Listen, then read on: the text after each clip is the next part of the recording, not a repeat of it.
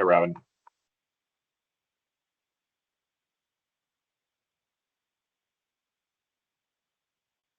You're on mute, Robin. Oh, thank you. All right, I was just checking to see who was here. It looks like all of the board members are here and Susan. So I will call the meeting to order. I'll be the acting chair today. Chair Foster had a prior commitment that he needed to attend, so he will not be joining us.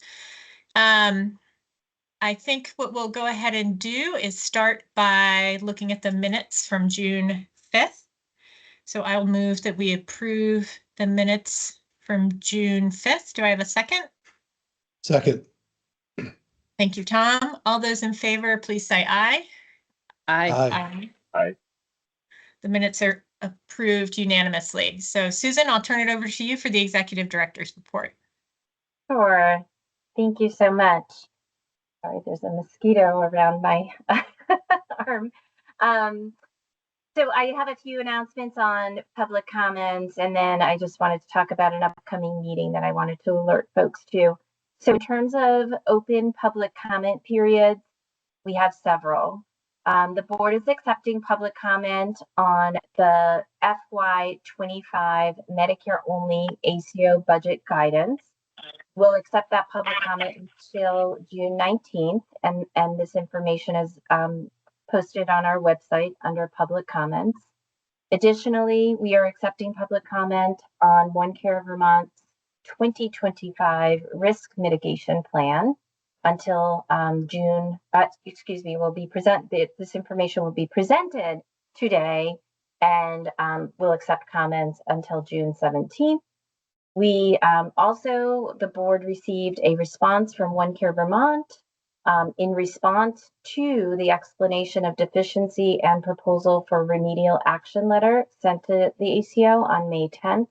And the board is accepting public comment on that response until noon on Thursday, June 20th. Again, all of these materials are on our public comment page.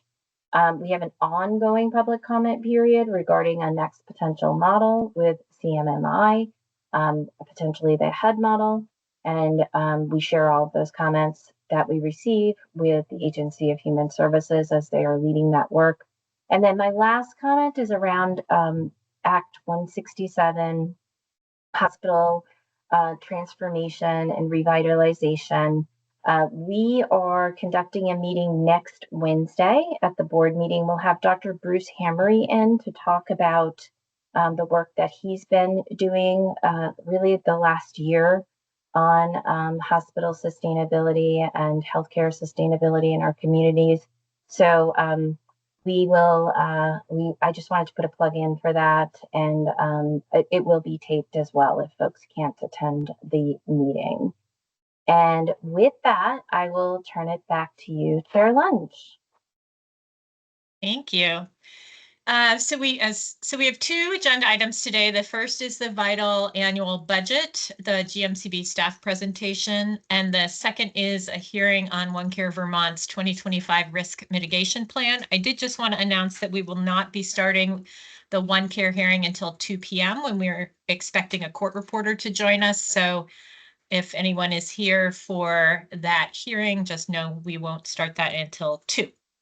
We may need to take a little recess if we move through the Vital budget more quickly than an hour. So with that, Jess Mendizabal, I'm going to turn it over to you. Okay, thank you very much. Give me just a sec, I'll share my screen.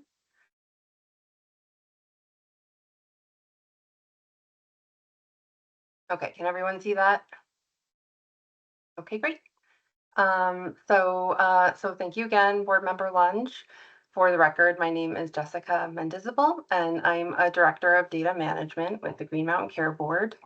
Today, I'll provide a brief overview of the board's oversight authority related to Vermont Information Technology Leaders, or VITAL, which is the designated sole health information exchange network.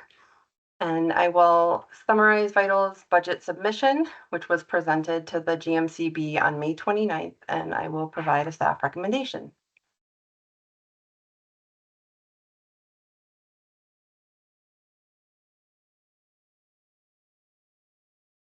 Okay, there we go. There's a slight delay in the slides.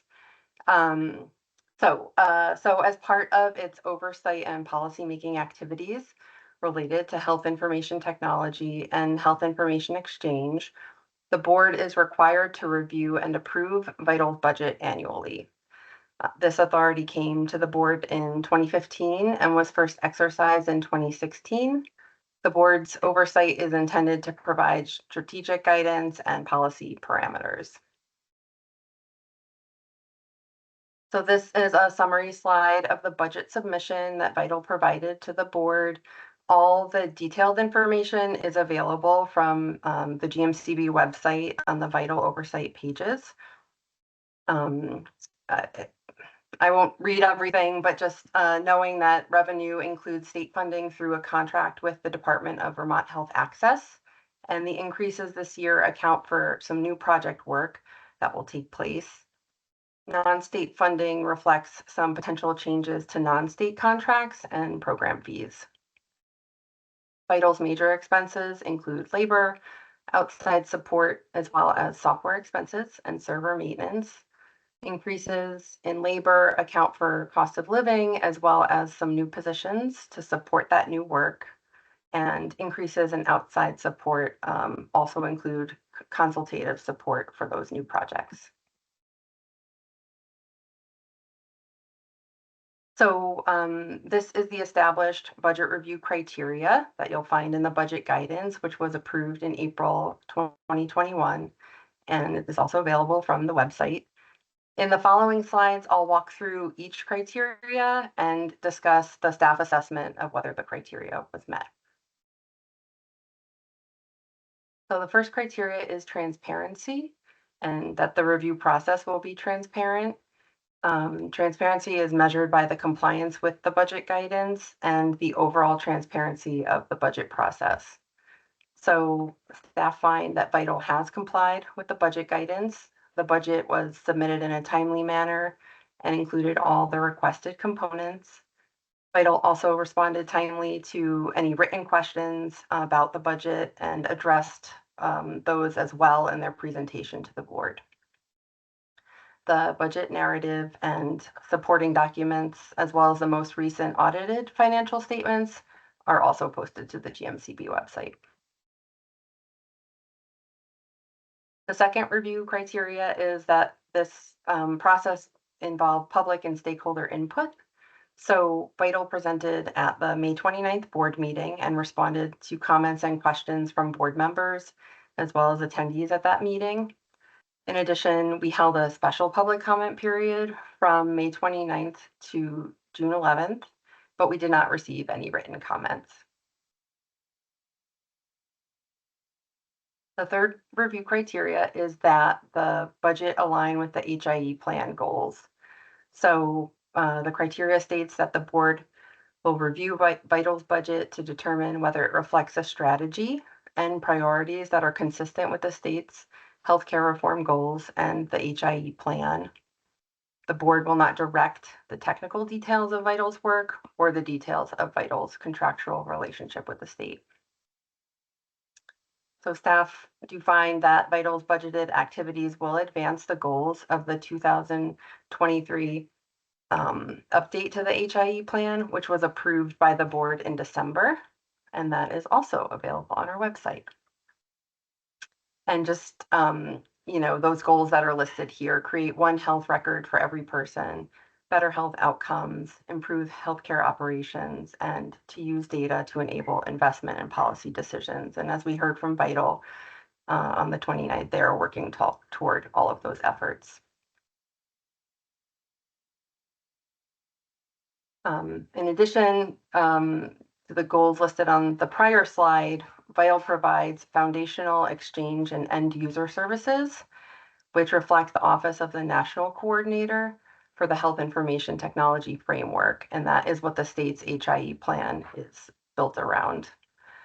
The budget submission includes a detailed table, which is referenced on this slide, and that categorizes the revenue sources, and major projects by the service categories.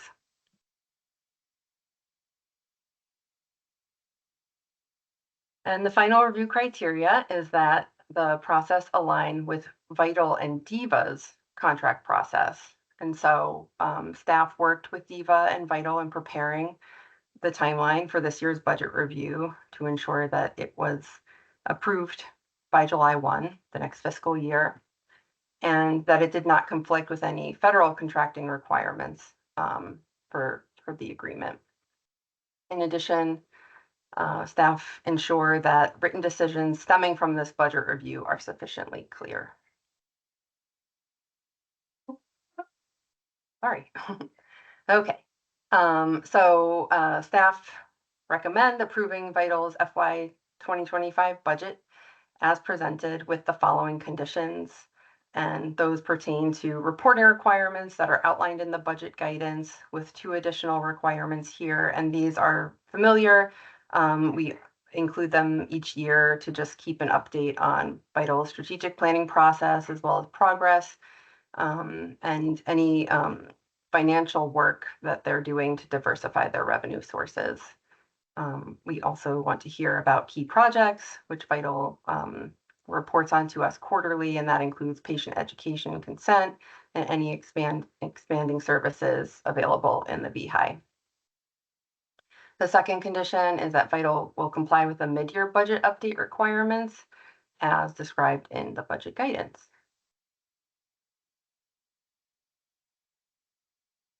So I prepared a slide with suggested motion language. I think we pause now to see if there's any questions from the board about the budget or the staff recommendation. Yes, thank you, Jess. Also, I don't believe the agenda notices us for a vote today. So was there an expectation that we would be voting today? Yes. Okay. Thank you. Kristen, could you check to see if the vote was noticed? And or maybe talk with Mark or whoever is here from legal to make sure we can vote. But while they're doing that, are there any board questions? I see shakes of head. Todd, None from me, thank you. No. I have one brief question, which is, I think we brought this up last year about changing the frequency of Vital's mid-year reporting. I believe it was quarterly. Are we still staying quarterly, or do we move it to just once mid-year? Or I forget how that worked out. Sorry. That is a good point. So for right now, it's still quarterly. I believe any change to that reporting frequency we would need to make through the budget guidance, and so we could flag that for the legal staff to work with Vital on that. But for right now, it's still quarterly. Okay. I would be interested in trying to work on changing the budget guidance so that they don't have to come in for quarterly reporting, and we can talk about that future time. Thanks. Thank you. Any other board questions? Okay, I will open it up for public comment or comment from the healthcare advocate if someone is here from the healthcare advocate and would like to. Good afternoon. I was going to say good morning, but clearly need more sleep since I've been out with my kid. Hi, Sam. Hey, good afternoon, everyone. Good to see folks. We support the motion, and I agree with Member Merman's suggestion. I think we agree with that when that was raised last year too. We think that makes sense, and thank Vital for all the great work that you do. Appreciate it. Thank you, Sam. Any public comment? Please raise your hand using the raise the hand feature, or unmute yourself and do a shout out right now. Okay, seeing none. Why don't we take just a 5-minute recess so I can consult with legal about whether we were properly noticed and can vote. And I'll also just check in with them about the quarterly submission and whether we could vote to change that, even though we noticed the notice in the guidance was quarterly. So give me 5 minutes to give them a call and we'll be right back.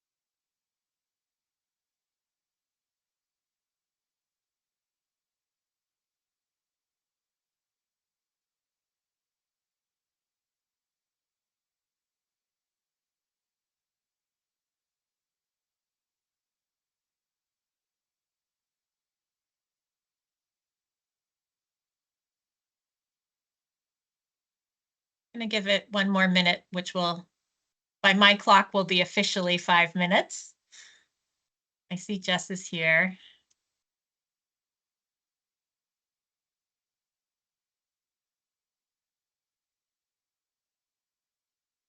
I see Tom and Dave too. Okay, well, my phone and computer both say 1:20. So in consulting with legal, while it's our practice to usually notice a vote, it's not technically a legal requirement, so I think we can proceed with the vote. Also, assuming there's no objection from Vital, I think it's possible for us to change the reporting requirement to every 6 months, if that's what you were suggesting, Dave, instead of quarterly. Because while that wasn't in guidance, it is more favorable to the regulated entity. So I don't think that there's a problem unless, Beth, you have an objection to loosening up your reporting. Happy to change it that way, and we certainly won't hesitate to reach out if something comes up in between reporting periods. Right. Okay, so with that, Jess, could you pull up the motion language one more time and I'll go ahead and do the motion?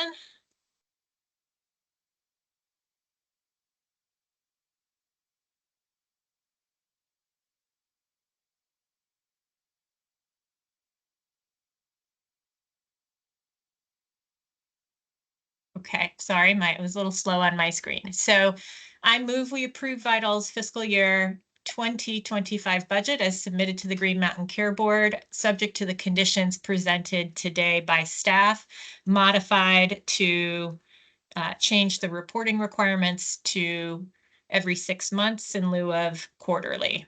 Do I have a second? Second. Okay, I'll just open it up one last time for any public comment on the motion. Hearing none, if all in favor of the motion, please say aye. Aye. Okay. Any nays? I don't think so. Okay, great. So we have a unanimous vote on the approval of the Vital budget. So thank you very much, Beth and others from Vital for attending. And thank you very much, Jess Mandisible.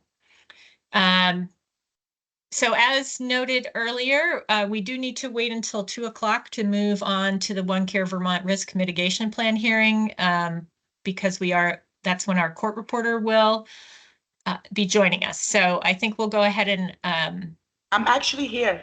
Oh, you're here. Hi, Maggie. Hi, how are you? Great. Are you comfortable? Let me just make sure I had announced earlier that we wouldn't get to it until 2. So it's possible that we no longer have the OneCare folks with us. Okay.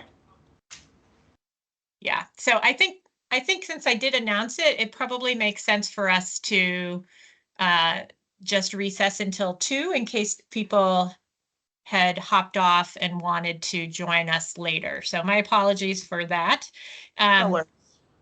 But let's go ahead and recess until 2 o'clock, and then we will begin on the OneCare hearing at 2 o'clock. And Kristen, could you put up a notice that we're in recess until 2, please? Thank you. And I'll see everyone at 2.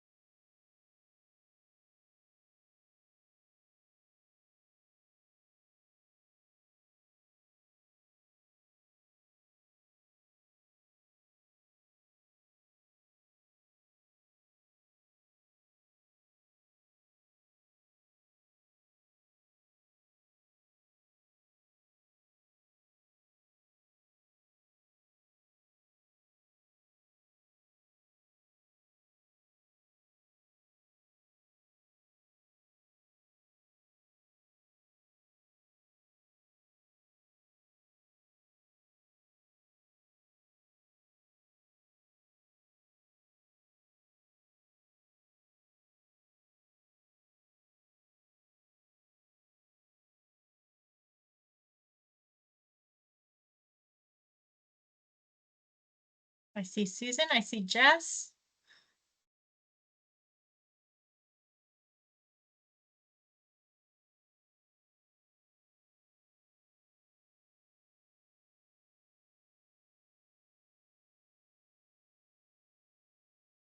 I see Tom. Hey, Tom. I don't think I see Dave yet, but give a yeah. Oh, I see Dave is here. Hi, Dave. Great. And I Hey. see, let me just check if Maggie, are you with us? Our court reporter? Yes, ma'am, I'm here. Hi, Maggie. Thank you.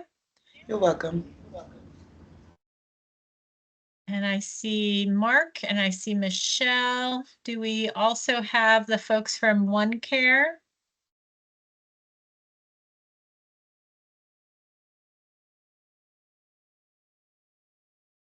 Hi, Tom. I see Abe just joined. Great. Okay, well, I'm going to reconvene the Green Mountain Care Board meeting because it's 2 o'clock. And Maggie, when you are ready, I think we should go on the record. Okay. We are now on the record. Thank you very much. So today we are here for the OneCare Vermont 2025 Risk Mitigation Plan hearing. And we are on the record. I'm going to start by asking Michelle Sawyer to just quickly go over the process, and then folks from OneCare, I'll ask you to identify the witnesses so Mark can swear you in, and then we'll get going. So Michelle, take it away. Perfect, thank you. So we are accepting public comment on this matter through next Monday, June 17th at noon. And there is a potential vote noticed for next Wednesday, June 19th. Perfect, thank you. And folks from OneCare, Tom and Abe, are you expecting anyone else to speak today? I don't believe so. Okay, so then I'll ask Mark, could you swear in the witnesses, please? Yeah, sure thing. If you both could please raise your right hand. Do you solemnly affirm that the evidence you shall give relative to the cause now under consideration shall be the whole truth and nothing but the truth under the pains and penalties of perjury? I do. I do. Thank you. You're sworn in. Great, so I'll turn it over to you to start your presentation, Abe and Tom. All right. I think I'll take the lead on this one today. Hi, everyone. I'm Tom Boris, CFO for OneCare Vermont. Nice to see you all. We are here to present their 2025 proposed risk mitigation plan. For a little bit of context for both the board and anyone listening in, knowing this information earlier than we typically do is helpful in a couple of ways. One, it'll help in our budget development over the next couple of months. It will also help us in our provider contracting, where we try to give estimates of risk and the magnitude of risk that everybody will have. So having Green Mountain Care Board's thoughts and vote in a week's time or so on this matter will help on those fronts. I'll also add, this is typically a process that's embedded within our ordinary budget review process in the fall. So we're kind of pulling it out as a standalone item. I tried to put every piece of relevant information that I could think of in the slide deck, but if there's anything else that I missed or the board would like to know about, please let me know, and we will make sure to give you that information just so you have all that you need to cast a vote on this matter. So with that, I will share some slides here.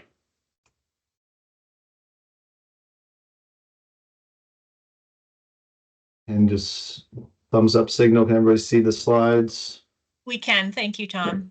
Thank you. All right. So per Rule 5, if an ACO wishes to bear risk, it has to present, as part of its budget process, a full risk mitigation plan, the blue text highlighted, describing how the ACO would cover the losses it could incur under a risk cap. So this would be through one of our ACO contracts. They have shared savings potential, shared loss potential. It's really what another word for risk in this context. So the following slides articulate the model that we have historically been using and also that we are proposing to use in 2025 as well to ensure that we have a means to make a downside loss payment to a payer should that outcome occur. So really it's, we don't know that we'll have shared losses in 2025, but we have a plan in place to determine how those losses would be collected and paid to the payer so that we can satisfy those contractual obligations. So to put it plainly, OneCare as an ACO wishes to bear risk in 2025 and will aspire to do that in our contracting. And we propose the following risk mitigation plan to the Green Mountain Care Board for consideration. Just to note that the risk cap component will be considered as part of the ordinary budget. This is really our risk mitigation plan. And to be super clear on the OneCare wishes to bear risk, we wish to bear risk and delegate that risk to the provider network, which I'll show in just a few slides. A little bit of historical context. I think many of these topics have been discussed previously, but just to remind everybody, but OneCare was conceived and developed by healthcare provider organizations. So really built by providers and supported by providers. This model was developed to share infrastructure, to reduce the cost of ACO administration just by doing it once centrally rather than many times throughout our state. It helps to reduce the barrier to entry to value-based arrangements, and really, and importantly, helps to connect desired healthcare outcomes with financial outcomes for participating organizations. That's in the center of value-based care. OneCare was not conceived and developed to profit from public or commercial ACO arrangements and retain that profit at the entity. Really, this is a pass-through to the provider organizations. Neither were we developed to shield provider organizations from financial accountability. In fact, we're trying to do the opposite, install accountability for healthcare outcomes across the state of Vermont.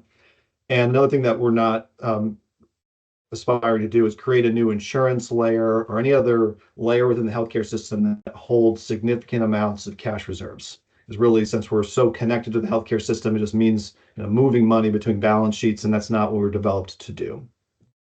Through time, our risk mitigation approach has evolved. Some will remember that when we started out, we had what I refer to as a mini ACO model. We're really segmented by HSA. And then we moved to a pooled approach because of the pandemic. Because of the disruption in the healthcare system, change in patterns, we didn't feel it was appropriate to hold each HSA accountable to their own spend just because of varying dynamics related to COVID-19. We have maintained the pooled approach, and largely in part to just the changing healthcare landscape. There's a lot, concluding in 2025 with the all-payer model ending, the potential of ahead moving forward. So we've opted to present here a fairly consistent approach with the past. Every approach has its own pros and cons, but we recommend this approach moving forward. All right, so our risk mitigation plan, we call it a delegated model where we assign risk and reward potential out to the network. And it is complex, so I'm going to walk through this graphic because I think it does a nice job showing the steps that we take to assign risk or reward to provider participants. This is a shared savings example. It works almost identically for shared losses with one exception that I'll note as we go through. First step in the process is the settlement with the payer. OneCare goes through a reconciliation process, whether with Medicaid, Medicare, or commercial insurer, review the target, any adjustments that may have been contractually agreed to that target at the beginning of the year. We look at the claims, make sure we're all seeing the world similarly, and then agree on a shared savings or shared loss amount. There may be other components in the final settlement process, such as fixed payment reconciliations or any other adjustments that occur from financial transactions between the entities, but this risk mitigation approach specifically focuses on the shared savings and shared loss component, not those other pieces, which are just managed a little bit differently. So we aggregate and as one ACO have a single result with a payer. For example, we as a OneCare might have $1 million of shared savings. Step 2 in the process involves a split if there's shared savings. If there's shared losses is the step that's skipped. But of the shared savings earned, 10% is put into a performance incentive pool. I'll come back to that in a moment. The remaining 90% is allocated to each of the health service areas in the corresponding program. So you have to be in the Medicaid program, for example, to be a part of the HSA that would be allocated some of the shared savings. And that is allocated based on attribution. So it's really just a pool and spread model across the OneCare network. Next, The performance incentive pool is allocated to HSAs based on their total cost of care performance from one year to the next. So we look at each HSA in the OneCare network or in the corresponding program and assess how their total cost of care change, could have gone up 3%, 4%, compared to the network average. And HSAs who perform at a higher level, meaning that their growth rate was lower than the network average, receive an allocation of the performance incentive pool. So you can see in this little graphic here, some of the HSAs would have received a little bit extra to top off the cylinder there, while some didn't. One other nuance about the performance incentive pool is that we do it on a size normalized way so that a large HSA won't dominate the result. We just basically say, any HSA, here's your result. We average those and determine how that compares to everybody else. Last step in the process is once we have the allocation by HSA determined, we know how much is being paid to each HSA, there's a two-step process. First, primary care organizations can receive up to $1.50 PMPM of the shared savings. And that's the first tranche of the shared savings distribution. A circumstance in which they get less than $1.50 is if that the total pool of shared savings didn't add up to that $1.50 level. Then any remaining funds are allocated to the risk-bearing entity within the HSA, which is the hospital. So as I said before, if this is a shared loss scenario, the only difference that occurs is that this performance incentive pool step isn't executed, and we just allocate the losses accordingly to each of the HSAs. So for our risk mitigation plan, we request to continue with its delegated risk model, whereby shared savings and losses are allocated to the provider network. We also request some flexibility to offer exceptions to the delegated risk model in spirit of sustaining provider participation. In the past, we've had circumstances where either to bring a new entity on or to sustain participation, we offered some sort of a risk limit or mitigation arrangement. In some cases, historically, there's been an external counterparty such as UVM Medical Center or Health Network, and in some cases, OneCare serves as the counterparty to that arrangement. And we would like to have some flexibility to offer these exceptions if it helps us sustain the provider network, which I think is important in the last year of the all-payer model. And we would, whenever we make a decision or an assessment of those exceptions, it's always done through the eye of equity for other participants in the OneCare network. Is it fair and reasonable for this exception to occur? The OneCare board would weigh in and chime in on whether or not that's appropriate and determine whether or not the risk level that either OneCare or a counterparty would be holding is appropriate relative to our reserves.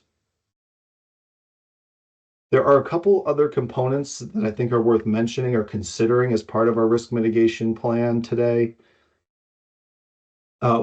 First is reserves. We maintain reserves based on targets established in our reserve policy. This helps us guide balance sheet management because, again, when we don't really want to just take money off of hospital balance sheets and put it onto OneCare. We want to have a strategy and a purpose. So we have a risk reserve that is 10% of the total program risk estimate. This enables those exceptions that I just spoke of, where we might offer to reduce an organization's risk and cover it at OneCare to keep them in the network. And it also provides a source of funds in the event a participant was unwilling or unable to make a shared loss payment to OneCare. And we've had bankruptcy situation in Vermont in the past. We were able to navigate through that, but having some reserves on our balance sheet is helpful in case an event like that were to occur again. Next, we have a liquidity reserve that's just 45 days of operations cash. This just helps us navigate, run the business. We flow a lot of cash through OneCare Vermont in the hundreds of millions range. So having some cash on hand just to help if there's any timing issues with payments from payers, we have at least something to go to. Next, the reserve policy I just explained includes reviews with the Finance Committee on a quarterly basis. So we report to the Finance Committee how are our current reserves matching up with the targets established in that policy. And because they are targets, the Finance Committee can recommend changes. They could say, we would like to add more reserves, or the opposite, diffuse some reserves. And they have not made any such recommendation to date, but that is a process that we put in place to make sure that OneCare governance has a means to understand our reserve level relative to our current risk that we're holding and take action as needed. Last in the slide, the Medicare contract requires a financial guarantee of 1% of the total cost of care. OneCare fulfills this through a line of credit. There are a couple other options, but this is the most efficient and cost-effective way, in my opinion. This really isn't a reserve for OneCare. Rather, it's a method for Medicare to collect funds if we were to fail to make a shared loss payment. So it's really a reserve or a mechanism for Medicare to use if we were to default. Nevertheless, it's an important component of our just approach in our business. We have to have that line of credit to satisfy our Medicare contract. And UVM Health Network serves as the guarantor for that. If OneCare were unable to, or if Medicare were to extract those funds and OneCare were unable to make the payment back to the bank, the line of credit payment, then UVM would have that debt. So then this is important as well, in my view, from a contractual standpoint. We provide first provide prospective estimates of risk corridors and risk levels in April of the year preceding the performance year. So we sent this out for 2025 a few months back. This helps the hospitals understand the magnitude of risk and reward prior to contracting with OneCare. I think it's reasonable. They are estimates, and they're our best guess of attribution, total cost of care targets, and what our negotiated risk corridors will be. And that's important information for them. Assuming that they sign up and move forward with us, once we get into the performance year where our initial attribution is known, our total cost of care targets is known, or at least we have a much stronger sense of what they are. Some have moving components to them. We establish a contract addendum with each hospital risk-bearing entity that says, here's the maximum risk that you have through this arrangement. And it's done in a way so that if we had an absolutely terrible year, maximum downside losses, nobody's amount would go over what's on those maximum risk limit addendums. It also works in the other direction. It's the maximum savings potential that they'd receive. So they are limits that, again, reflect a really terrible shared loss year, but I think it's important that we establish that contractual link and obligation of the risk-bearing entities to pay OneCare if a bad year were to occur and we owed substantial losses back to a payer. As for our current risk held at OneCare, we are holding, as part of our 2024 budget orders, 1% of the Medicare total cost of care, as well as risk mitigation arrangement for NBRH. Roughly $7 million for the former and just over $850,000 for the latter. We don't yet know whether a liability will be owed until roughly the summer of 2025. We do projections throughout the year and our best modeling that we can, but one of the many things we've learned at OneCare is that there can be some fairly substantial swings, particularly in the Medicare program. Toward the end of the year, some of the adjustments exclude a material number of lives from our program and can change the result quite significantly. By significantly, I mean multiple millions of dollars.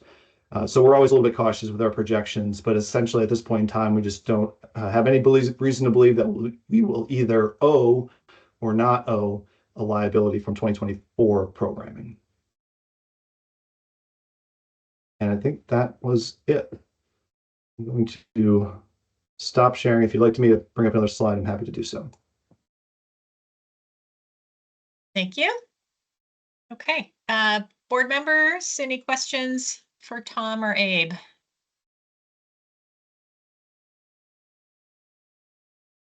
I can't see all of you. So I saw Tom shake his head no. Jess or Dave, did you have any questions? I just have one quick question for you, Tom. On the diagram where you show the money flowing through the various cylinders, between the performance improvement plan redistribution, do you do any risk adjustment of the patients in the HSAs, of the the individuals living in the HSAs, or is that an unadjusted? We do it on an unadjusted basis for this reason. We're not really comparing HSA A to HSA B. Rather, we're comparing HSA A to the whole total, and they have many of the same patients. So their change from year to year, as we look at it relative to the whole, I think is fairly stable. Also, we don't see tremendous variation between HSAs and our risk scores. It's a good thought. I'll ask my team about that a little bit more if they have a strong opinion of whether or not we should have risk adjustment in there. But if memory serves me well, we just do it on each HSA's change in total cost relative to the ACO's change in total cost year over year. And I think that's a pretty fair measure, in my opinion. If I learn from my team that we're doing it a different way, I'll be sure to send a note. Great, thanks.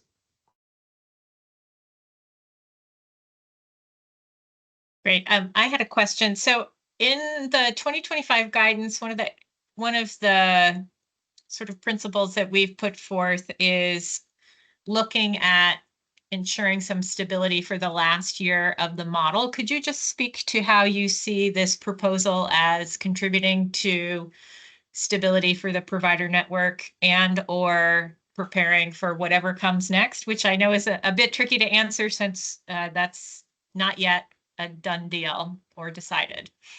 Sure, great question. That is really in large part why we have not made substantive changes to our risk mitigation plan proposal for 2025.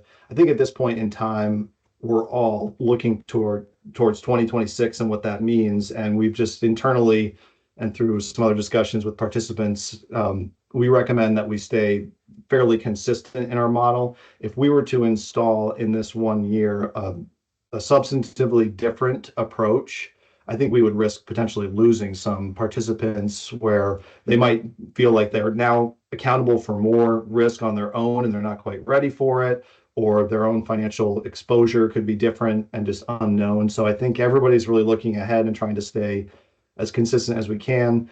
There are also some internal operational reasons why I think a consistent approach is helpful.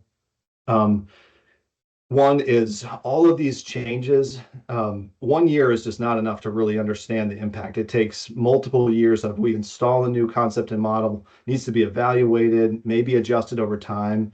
And because we don't really know what 2026 will hold for our business and model yet, I don't think we'd have enough time to really make a substantive change for 2025, fully assess whether it was a good change, a bad change, needed adjustment, because we might just have to change again in 26 anyway. So any of these changes, particularly in the risk sharing model, I think it needs to be done with a perspective that it would be over a multi-year period, allow everybody to get comfortable with it, understand it, and then make adjustments as needed to ensure it's working as we intended. Thank you. And then my second question is, have you heard anything positive or negative about this maintaining the status quo from your provider participants? I think the positive is the consistency, and this is known and expected of participants in the network, so it's one less thing to learn or understand. Negatives that I've heard and I share in some of these are that it, relative to the model that we had in the first couple of years of the APM all-payer model, it's very much just a spread of shared savings and loss, and that comes at the expense of some more local accountability. I believe that local accountability is good and important. The performance incentive pool has a little bit of that. But frankly, if we were developing a risk sharing model that I intended to use over multiple years, installing more local accountability would be part of my priorities. Not to say I control the decision entirely, but I think that moving in that direction would be a good thing. And we just are where we are in terms of time and change in the Vermont landscape. And as I said before, I recommend the consistency at this point in time, but ideal state, we begin to install more local accountability. Abe? Robin, just at our last in-person board retreat, which was last month, and then in my conversations with participant leaders, I think they've all encouraged us to have some level of orderly and consistent wind down year in 2025 of the all-payer model. So despite what Tom said, I think the general consensus is don't make dramatic changes as we go into 2025. And we'll see what the comfort level is. as we send out our participant contracts in the next 9 days or so here, we'll see what we come back with. But generally, I think we'll see a pretty similar network to what we had in 2024. Thank you. Last call for board questions. Okay. Sam from the Healthcare Advocate, do you have any questions or comments you'd like to make at this time? No, thanks for the conversation and thanks for all the work. I think this makes sense from our vantage point. Thank you. Thank you. Okay, then I'll open it up for public comment using the raise your hand feature.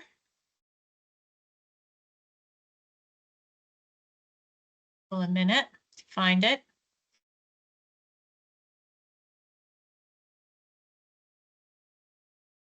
Okay, well, seeing none, I think then that would conclude our hearing. So Maggie, we can go off the record. And I think we'll move on now to, so first of all, thank you, Abe and Tom, for your presentation. And we'll see you again next week. So, and we'll move on to any old business to come before the board. Hearing none, any new business to come before the board? Would anyone like to make a motion to adjourn? So moved. Second. Okay, I have a motion and a second. All those in favor of adjournment, please say aye. Aye. And we are now adjourned. Thank you, everyone, and we'll see you next week.